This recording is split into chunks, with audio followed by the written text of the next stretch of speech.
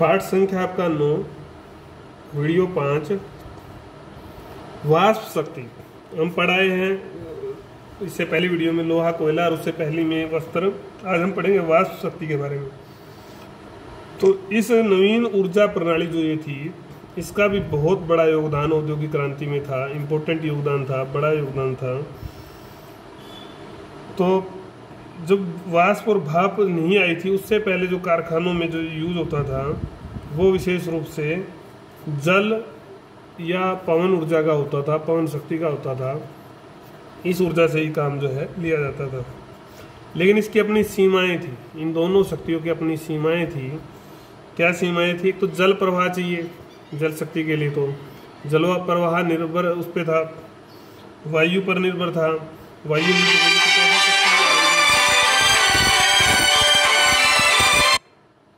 तो वो आ नहीं सकती। तो कुल मिलाकर जल प्रवाह भी सब जगह नहीं था, सब स्थानों पर उपलब्ध नहीं था। पवन और जल जो दोनों ही मौसम से प्रभावित थे। मौसम बदल जाएगा तो उसमें भी ये काम नहीं हो सकता था। तो कुल मिलाकर नया जो स्रोत है वो ढूंढना बहुत जरूरी था।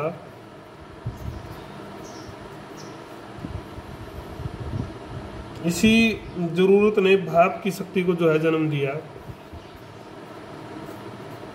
भाप की शक्ति का जो है जन्म हुआ। इसके बल पर ब्रिटेन ही नहीं, इसके जो मतलब इसका जो प्रभाव हुआ केवल ब्रिटेन पर ही नहीं, विश्व पर भी पड़ा। विश्व में औद्योगिकरण को जो है इसने बल दिया। तो ये कम खर्चीली और ज़्यादा भरोसेमंद पद्धति थी।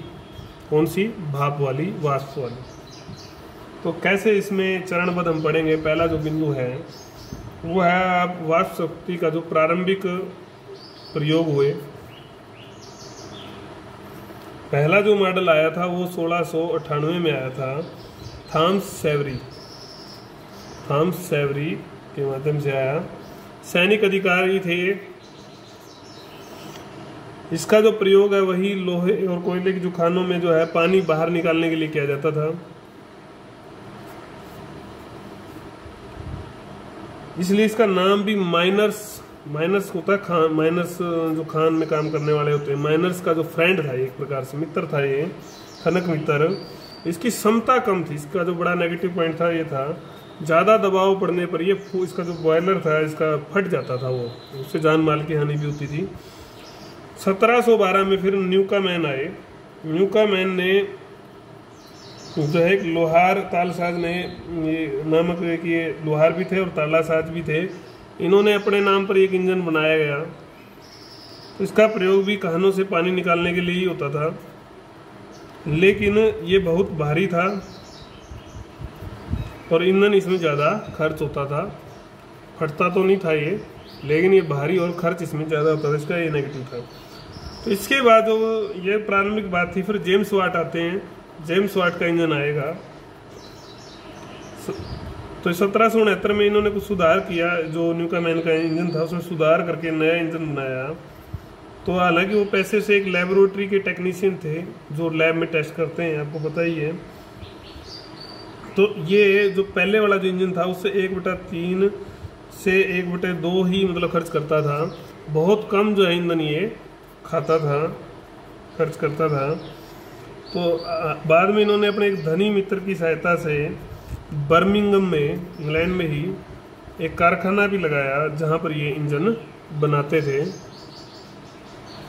कुल मिलाकर इनका उद्योग चल पड़ा। बाद में भी जो है इंजन की जो प्रौद्योगिकी है उसका विकास का जो कार्य है वो चलता रहा और विकसित तकनीक जो है कर ली गई। जेम्स वाट का जो इंजन है वो खानों तक ही सीमित नहीं रहे, बल्कि उनका प्रयोग लोह उद्योग में, कागज में, कपड़ा में, ठीक है, आपके छापे खाने में, कृषि कार्यों में, जहाजरानी में, और आने वाले समय में जहाँ सबसे ज़्यादा प्रयोग हुआ वो था आपका रेलवे। सब में प्रयोग किया गया। इसी इंजन के सहारे 1814 में जॉर्ज स्टीफेंसन थे, उन्होंने लोकोमोटिव इंजन बनाया। पहला लोकोमोटिव इंजन बनाया जिसका प्रयोग रेलवे में किया गया। तो इस प्रकार से इसका विकास होता गया। आखिरी जो बिंदु है उद्योगों के रूप में वो है परिवहन एवं संचार का। परिवहन और संचार व्यवस्था में कैसे कैसे क्या क्या परिवर्तन आए। देखो कि ये तो आपको पता है कि अगर औद्योगिक क्रांति लेके आनी है तो साधनों का जो है ना सुगम होना, सरल होना, सस्ता होना, तीव्र होना, ये सबसे ज़्यादा ज़रूरी है। परिवहन जितना, संचार जितना, ये सब चीज़ें विशेषताएं होगी उतना ही औद्योगिक जो उत्पादन है उसका वितरण जो है उत्पादन का वो तेज़ी से हो सकेगा। ब्रिटेन में पहले सड़क बनाई गई, हमें पढ़ के भी आएंगे, पढ़े भी गए अभी, फिर नहर, फिर रेलवे पर काफ़ी जो है जोर दिया गया। भारत में भी इन्होंने ये जोर दिया था और नए नए संचार के क्षेत्रों में भी आविष्कार इन्होंने किए। सबका संक्षिप्त वर्णन अब हम करने वाले हैं पॉइंट्स वाइज। पहला जो है वो है सड़कों का। सड़कों के बारे में शुरुआत में जो सड़कें बनी वो निजी प्रयासों से बनी, लोगों ने बनाई ट्रस्ट के रूप में। ट्रस्ट बनाई जाती थी, ट्रस्ट जो है निर्माण करती है, फिर उस पर टोल टैक्स लगा देती। इस प्रकार की सड़कों को टर्न पाइक सड़कें कहा जाता था, टर्न पाइक। ट्रस्टहीन को कानूनी जो है ना ब्रिटिश सरकार ऐसी निजी ट्रस्टों को कानूनी मान्यता देती, परंतु ये सड़कें बहुत कम थी, टोल टैक्स ज़्यादा था।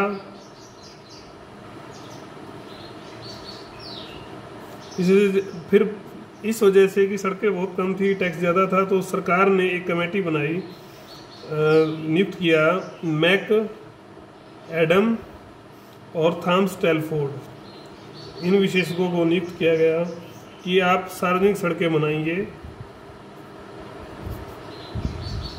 और इन्होंने पक्की सड़क बनाने की जो है वैज्ञानिक विधि दी जो विश्व के बहुत काम आई। क्या विधि थी इसमें? निचले भाग में जो सड़क बनाते थे बाहरी पत्थरों की एक परत लगाई जाती थी, फिर ऊपर छोटे पत्थरों की परत, और सबसे ऊपर फिर तारकोल बिछाया जाता था। तो इस तरह से जो ये सड़कें ज़्यादा बनी टिकाऊ होती थी और उपयोगी होती थी। पूरी दुनिया ने इस प्रणाली को अपनाया। इस प्रकार से जो सड़कें बनाना है, सड़कों का जो निर्माण है, उससे माल जो ढुलाई थी वो तीव्र और सस्ती हो गई, यात्रा आसान हुई। ये सड़कों का बिंदु हमने पढ़ा। तो इस प्रकार इन सड़कों ने फिर उत्पादन में और वितरण में बड़ी भूमिका निभाई। नहरों का निर्माण, नहरों की अगर हम बात करें, सड़कों के निर्माण से हल्का सामान तो ढोया जा सकता था, लेकिन भारी सामान लोहा और कोयला कैसे ढोए? भारी सामान की समस्या तो ऐसे की ऐसे थी, वो हल नहीं हुई। तो इसके कारण से इंग्लैंड में जो है नहरों के निर्माण को बढ़ावा जो है मिला। कोई भी इंग्लैंड में ऐसा स्थान नहीं था जो समुंदर से 70 मील और नहर से आपका 30 मील से ज़्यादा दूर हो। मतलब पानी जो है बहुत नज़दीक था हर शहर के। तो इन मार्गों का जो है व्यापारिक मार्ग के रूप में प्रयोग जो है किया गया। कैसे? 1761 में कोयला खदान के जो स्वामी थे, भूमिपति भी थे, ड्यूक ऑफ ब्रिज वाटर, इनका नाम था ब्रिंडले। इन्होंने मदद से ब्रिज वाटर से लेकर मैनचेस्टर तक जो है नहर बनाई, जिसकी लंबाई थी 11 मील। इससे जो ढुलाई का देखा उन्होंने कि खर्चा जो है ढुलाई का वो कितना हो गया, आधा हो गया। तो खूब नहरें बनने लगी, नहरें जो है ना बनने लगी, अनेक कंपनियां लग गई इस काम में, धन लगाया बड़े बड़े व्यापारियों ने। 1788 से लेके 96 के बीच एक पूरी मतलब निरी नहर बना देनी है। इसको बोलते हैं कैनाल मानिया क्या होता है? किसी प्रकार की सनक। कैनाल नहर की सनक होगी बनाने की।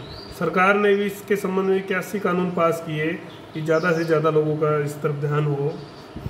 तो जाल बिछ गया इस तरह से नहरों का एक, और सारे बड़े बड़े व्यापारिक जो नगर थे वो इससे जोड़ दिए गए नहरों से। तो कुल मिलाकर जो नहरों की लंबाई उस समय में 4000 मील से अधिक हो गई थी। और इन सब ने औद्योगिक क्रांति इंडस्ट्रियल रेवोल्यूशन में एक बड़ा रोल जो है अदा किया। ये हमने सड़क और नहर पढ़ ली है। वाष्प शक्ति पढ़ा हमने, उसमें प्रारंभिक प्रयोग पढ़े थे। न्यूकामैन का इंजन आया था, फिर आपका जेम्स वाट का आया। फिर संचार में हमने पढ़ा कि सड़कें कैसे पहले निजी प्रयासों से बनती थी, फिर कैसे पक्की सड़कें आई, वैज्ञानिक सड़कें आई। फिर नहरों में भी कैसे जो है एक प्रयोग किया ब्रिंडले ने, उसके बाद नहरों की सनक पैदा हो गई और 4000 मील से भी अधिक लंबा जो है मार्ग बना दिया गया। इसी के पार्ट में हम अगली यही इसी में देखेंगे रेलें बनाई गई। परिवहन का आधुनिक साधन था ये। पहले जो पटड़ी थी आपकी, रेल पटड़ी थी, उस पर जो गाड़ी जो भी चलता था, वैगन बोलते थे, वैगन गाड़ी। देखो आप फोटो में भी दिखेगा, किताब में दिखा रखा है किताब में, तो उसको घोड़े खींचते थे। और जो पटरियां थी वो पहले लकड़ी से बनाई जाती थी। 1760 के दशक में जो है ना ये लोहे से बननी शुरू हुई पटरियां। 1814 में अभी हम पिछले पॉइंट में पढ़ के आए थे कि जॉर्ज स्टीफेंसन ने जो है इंजन बनाया था, लोकोमोटिव भाप का इंजन। भाप की शक्ति से लोहे की पटरियों पर जो है चल सकता था।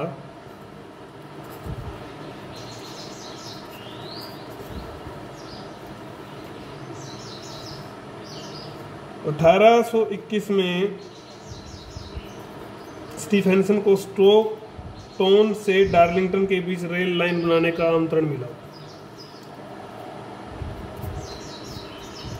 रेल लाइन बनाने का स्टोकटोन से डार्लिंगटन, ये उसने इस रेल लाइन पर सर्वप्रथम 25 सितंबर 1825 को अपने लोकोमोशन इंजन से 400 फीट लंबा तो वैगन था, मतलब गाड़ी थी, और 500 यात्रियों को खींचा। 500 यात्रियों को खींच कर उससे दिखाया अपने इंजन से। इससे पूरी दुनिया जो है आश्चर्यचकित हो गई कि क्या ऐसा भी हो सकता है। ये तो बड़ा ही दानवीय जो चीज़ है, आश्चर्यजनक जो है, आश्चर्यचकित हो गई। परिवहन का ये साधन सस्ता भी था और तेज भी था, और दोनों ही चीज़ों में कामयाबी थी, यात्री में भी और माल ढोने में भी। तो इसके बाद ब्रिटिश संसद ने लिवरपूल से लेकर मैनचेस्टर तक जो है रेलवे लाइन बिछाने का निर्णय लिया ब्रिटिश संसद ने, और 1830 में ये लाइन सार्वजनिक तौर पर खोल दी गई। स्टीफेंसन का जो इंजन था उसका नाम था रॉकेट ने माल से भरे डिब्बे और यात्रियों को, सैकड़ों यात्रियों को, जो गति थी उस समय वो थी 19 मील प्रति जो घंटा था, उसकी गति से जो लिवरपूल से लेकर मैनचेस्टर तक की जो है यात्रा करके दिखाई। ये पहली रेलगाड़ी थी इंग्लैंड की जो विधिवत चली। इससे तेजी से रेलवे का जो विकास होता गया। 1830 से 50 के बीच जो है फिर वही रेलवे की भी सनक पैदा हो गई थी इन लोगों के अंदर। इस अवधि में ब्रिटेन में लगभग 6000 मील लंबा रेल पथ बना दिया गया। लगभग सारा देश जो है रेल मार्ग से जुड़ चुका था। रेलवे से व्यापारियों को, उद्योगपतियों को, उपभोक्ताओं को, सबको लाभ हुआ, सबको अत्यधिक लाभ हुआ। व्यापारियों ने खूब धन जो है इसमें लगाया, रेल कंपनियां बनी। तो कुल मिलाकर रेल ने भी जो है खूब जो है व्यापारीकरण को, औद्योगिकीकरण को जो है बढ़ावा दिया। फिर आती है आपकी डाक एवं तार प्रणाली, अगर हम संचार की बात करेंगे।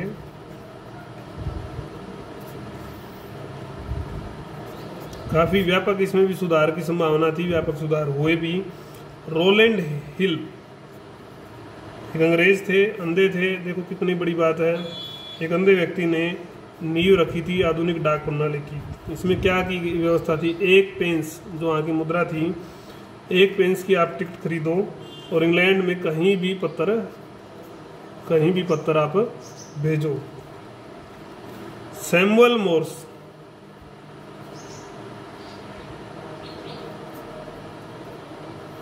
ने एक तार यंत्र का आविष्कार किया।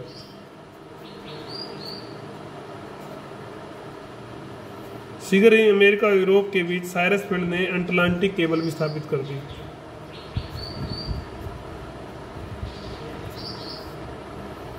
और 1876 में अगर हम बात करते हैं, जो एक बहुत बड़ा क्रांतिकारी परिवर्तन था, वो था ग्राहम बेल ने टेलीफोन का आविष्कार जो है किया था। 2 अंक में इस प्रकार के जो क्वेश्चन आपके कंपटीशन एग्जाम में भी और पेपर में भी आ सकते हैं, तो आप इसका ध्यान से, तो इससे अभूतपूर्व जो है परिवर्तन इस क्षेत्र में आए। तो ये हमने 4 क्षेत्रों में जो है परिवर्तन पढ़े, कैसे औद्योगिक क्रांति को लाने में इन क्षेत्रों का योगदान था। एक टेबल मैं आपको दिखा देता हूँ जो आपकी किताब में भी आपको मिल जाएगी। जैसे ये टेबल है, ये हम पढ़ चुके हैं सारा। फ्लाइंग स्टल, स्पिनिंग जेनी किसने कब आविष्कार किया, सन अगर आप कर सकते हैं तो कर लें, नहीं तो कम से कम आप किसने कब और कौन सा आविष्कार किया। लोहा, कोयला में, भाप में, परिवहन और संचार में, इनको भी आप थोड़ा देख सकते हैं। तो कुल मिलाकर आपकी वीडियो 5 जो है वो कंप्लीट हो गई यहाँ पर। इसके बाद हम आएंगे कि अन्य देशों में औद्योगिक क्रांति का प्रसार कैसे हुआ, इंडस्ट्रियल रिवॉल्यूशन, और उसके बाद फिर इसके प्रभाव, 2 चीज़ हम देखेंगे। और जब हम अन्य देशों की बात करेंगे अब, तो इसमें ही आपका मैप कवर होगा। इस बात को आपने ध्यान रखना है, जो देश जो स्थान आएंगे उनको ही आपको मैप में भरना है। तो इसलिए इसको ध्यान से देखें, जिससे आपका एक मैप कंप्लीट हो जाएगा। ठीक है, वीडियो 6 में हम सीखेंगे।